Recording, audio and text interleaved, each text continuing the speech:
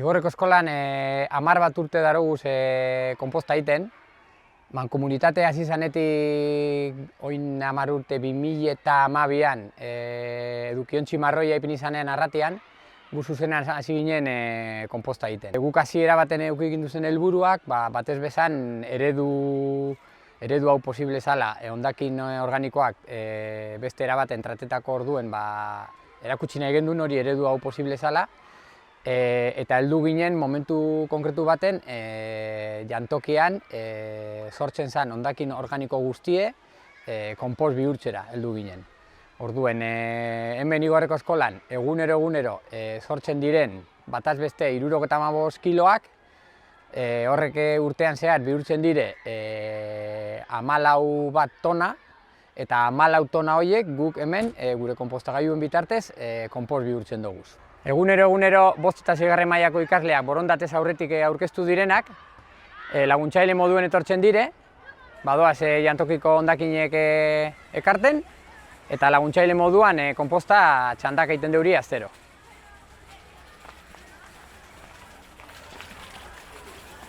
Egunero hemen dekogun lana, sortzen dan aipatutako hondakin organiko hori, egunero ikasleak euren kabuz ekartzen deuriez, batzen deuriez jantokian eta eurek ekartzen deuriez, eta aurretik egiten dugun pausu edo da oxigenazio lana.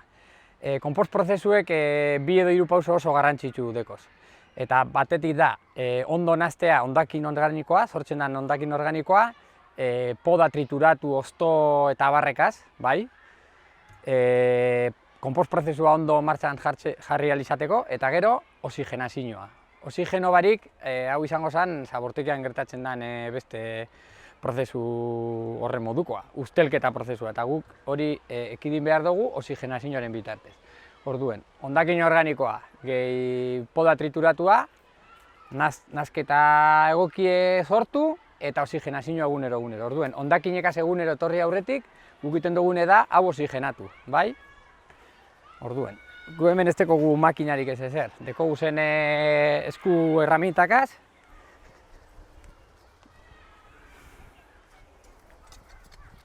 Zuloakin, beraino. Eta sakakortxoz moduko negaz, zuloakin oxigenioa sartu diten barrure, bai? Holan prozesue arindu ingo da.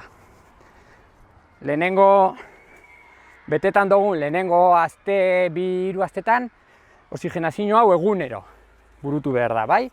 Eta gero, 3. astetik, 3 bideraztean, hurrengoan 2 bideraztean, eta gero ikusiko duzue, honek adibidez, aste bakarra deko. Aste bakarra. Hau ibili gara, pasaren astean janari botaten. Eta praktikoki, ez da agertzen ezer. Gero hor ikusiko duzue, 2 aste, 3 aste eta 4 aste dekiezen konpostagailuek zelan doan prozesue, bai? Asteak aurrera doan enean, orain zabalduko dugu beste konpostagailuek. Adibidez, hemen dekogu zen konpostagailuetan, hemen dekogu 8 asteko konposta, eta ikusten daia, honek ez deko, ez uzainik, ez da ikusten ez hondakin organiko horik ez ezer, bai? 8 aste, eta lehenengo 3 astetan, oxigenazioa egunero. Oxigenazioa da pausurik eta garrantzituenetakoa. Bai? Hemen dekogu aste bat gitxio dekon konpostagailue, eta ikusten duzu bai praktikoki, honek ikuko dugu 6 aste, eta hemen ez da ikusten hondakin organiko zatirik edo, eta hemen dekozue pasaden ikasturtean betetan amaitu gindun konpostagailu. Eta hau praktikoki da, indako konpost bat, 3-4 hilabetekoa. Hau zuzenean prest dauenean, ustutzen dugu zuzenean, eta erabiltzen dugu eskola mailan, landare, lora eta hortureko. Gure hortuen ez dugu makinatuten, ez dugu lurrik mogiduten, eta dana betetan dugu hemen sortutako konpostagaz.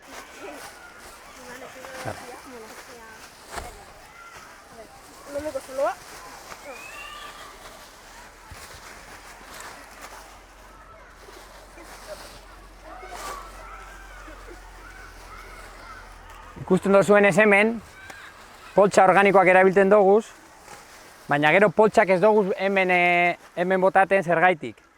Guk erabiltzen dugun oxigenazio prozesue manuala dalako, eskuzkoa dalako, eta orduen plastikoak edo poltsak engantxe biren jakuz. Eta egunero, itxi hemen, bota hemen, egunero naztu behar danez, poltsak batu iten jakuz da ez tozku izten oxigenatzen. Orduen poltsa hauek, organikoa diren poltsa hauek, gero kanpoan dagoen edukiontzi marroira botatzen duguz. Eta honek badoaz ja Arratiko konpostagailure edo Bizkaiko konpostagunera edo analakora.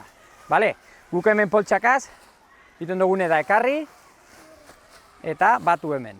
Eta hondakine bakarrik. Geroan, suposatzen dut hauek, indedeko gu froga poltsa hauekaz, eta 3 astetan edo guztiz desagertzen dire. Baina, klaro, guk hemen egunero nazketa prozesu aurrera eraten dugunez, ez tozku izten egunero naztea. Han, suposatzen dut, konpostagailu edo konpostgune handien, makina trituradorak eta dekiezenez, prozesu asko zerreza joango dela. Guk hauek izten dugu aparte hemen, eta edukiontzi marroira, kanpoko edukiontzi marroira botatzen dugu. Oin, urrengo pausue, hau atara horra, mesedez. Urrengo pausua, hemen sortutako edo ekarritako hondakin organikoari, nazten dotxegu, bota barrure zuzenean. Poda trituratua, bai? Bale, lasai. Egunero nazten dugu, eta ziurtatu behar dugu ondo naztuta gratutea, bai? Bestela, normalean, hondakin organikoak moltsoa iten deuri, batez be arrozak, pastak eta bar, moltsoa iten deuri eta hor usteldu iten dire.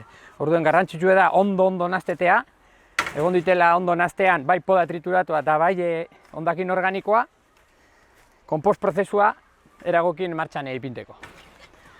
Bota gehau, Iban. Eta gitxi gora era botaten dugu, biztara. Ikusi arte ondo proportzio egokien dagoela naztuta.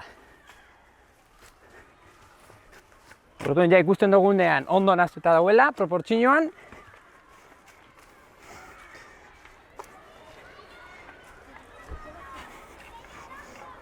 Beste kapatxo bat azkenean botatzen dugu, beste geruzatxu bet, batez be euliek eta barrez erakartzeko, eta hor geratzen da behar arte. Eta bier barriro, etorri, eta lehenengo gauza oxigenazioa.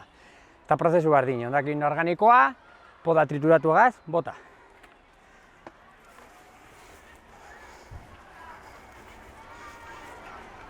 Venga, bota, bildur barik.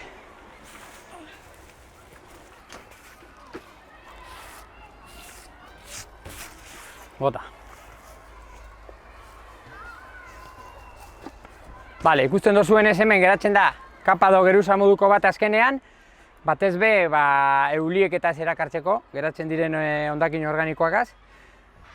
Bai, geratzen da kapatxo bat, eta hau bier aldi beren erabiltzen dugu bierko hondakin organikoagaz nazteko. Bale, orduen hau ja, gaurko lana inde dau.